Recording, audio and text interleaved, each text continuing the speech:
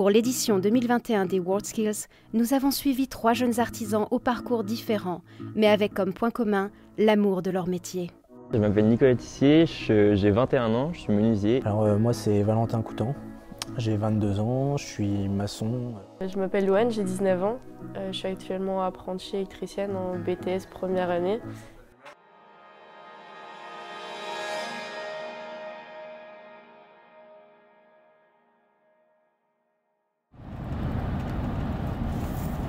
Madame, Monsieur, dans quelques instants, nous arrivons en gare de Lyon-Part-Dieu. Ils attendent ce moment depuis des mois. Et enfin, le voilà. Nous y sommes. Après des mois et des mois de préparation, de doutes, parfois de remise en cause, 600 jeunes compétiteurs sont enfin prêts à s'affronter lors de cette 46e édition des WorldSkills. Avant de se lancer pleinement dans la compétition, place à la cérémonie d'ouverture. Au total, 64 métiers sont représentés. De l'alimentation au BTP, en passant par l'industrie ou encore le végétal, le numérique et les métiers de service.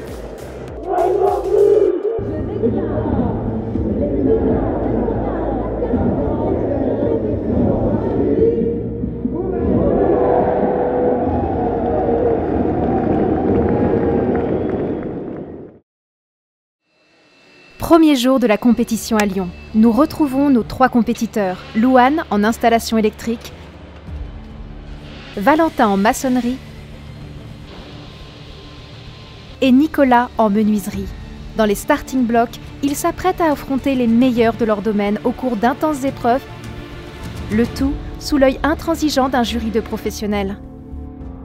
Je suis Christophe Pouillard, je suis le jumet de Louane, qui est la candidate du département Auvergne-Rhône-Alpes.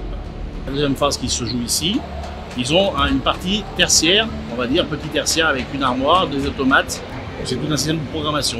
Il faut savoir utiliser aussi bien les outils manuels que intellectuels. Bruno Lemaitre, formateur au BTP CFA du Loiret, formateur en maçonnerie, exclusivement sur les brevets professionnels. Il va y avoir du bruit, il va y avoir des visiteurs, il va y avoir les compétiteurs à côté. Si des compétiteurs vont sont un peu plus rapides que lui, il va le voir et donc il risque d'accélérer, voire ça risque de le perturber. Il y a tout ce contexte-là qui est complètement différent d'un entraînement. Je pense à Shanghai, ouais. Je veux aller à Shanghai.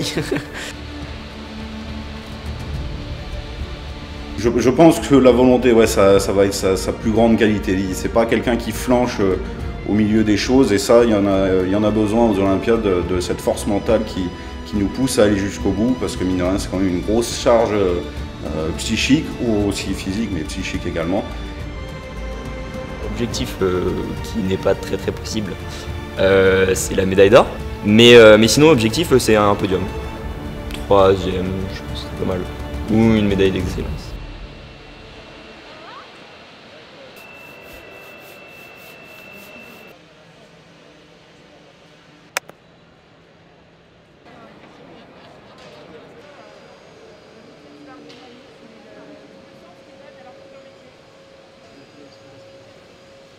WorldSkills France est une grande famille qui s'agrandit d'édition en édition. Beaucoup d'anciens champions sont d'ailleurs présents pour encadrer l'événement. Ils font maintenant partie de la team ambassadeurs.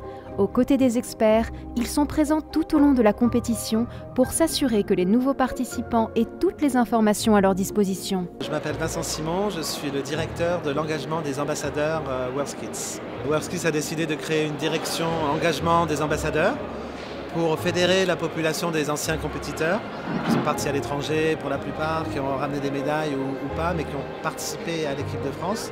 Et vraiment, ce sont les meilleurs témoins de ce que c'est l'esprit de WorldSkills. Adeline, ancienne compétitrice donc dans le métier art graphique et pré-presse. Et donc j'ai eu une médaille de bronze aux Euroskills. Il y en a plein des souvenirs, c'est tout un ensemble. Les Euroskills, là c'est une toute autre ampleur, c'est les émotions décuplées encore plus. Je dirais ouais, l'appel sur le podium, quand toute l'équipe soudée derrière est contente pour toi, c'est un très beau souvenir.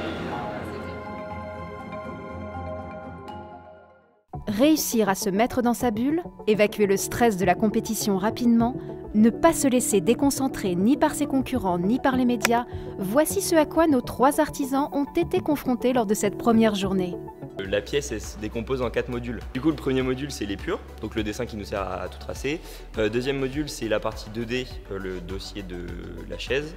Et troisième module c'est la partie 3D, du coup l'assise, etc. Et le quatrième module c'est tout regroupé ensemble. Et du coup là j'ai commencé par module 1, du coup l'épure, et après j'ai fait, là je suis en train de faire le module 2.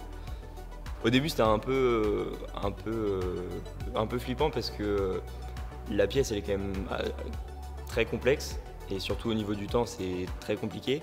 Et vu que j'ai pris du retard dès le début, j'étais pas serein. Mais après j'ai rattrapé mon retard et là je pense que ça peut le faire. Faut pas traîner du tout, mais ça peut le faire. Alors, je me sens archi chaud. Non mais ouais, je me sens motivé. Ça a juste été un petit peu dur à un moment de garder le sang-froid et de faire face à toute la foule qui nous observe, de rester concentré à 100%. Voilà, il y a toujours nos doutes, nos craintes, nos peurs. Petite pression aussi dans le bus en revenant, mais c'est tout. Première partie où les experts nous ont demandé de finir ce que j'appelle le berceau, moi, en briques. Ça devait être fini ce soir. Donc moi je me suis pas entraîné comme ça, du coup ça m'a mis un petit changement dans mon programme. Mais ça a été, j'ai coupé mes briques, mes coupes pour finir ça, et puis je l'ai maçonné, et puis je suis reparti sur la suite, quoi. Les 2 premières heures, ouais, c'était assez perturbant. Après, je pense que c'est parce que c'était que 2 heures. Et après cet après-midi, ça a été, franchement, c'était... Je pense déjà à mon programme de demain, comment je vais faire, et puis si ça déroule bien, on verra. Louane, Nicolas et Valentin seront-ils les représentants de la France dans leur catégorie ?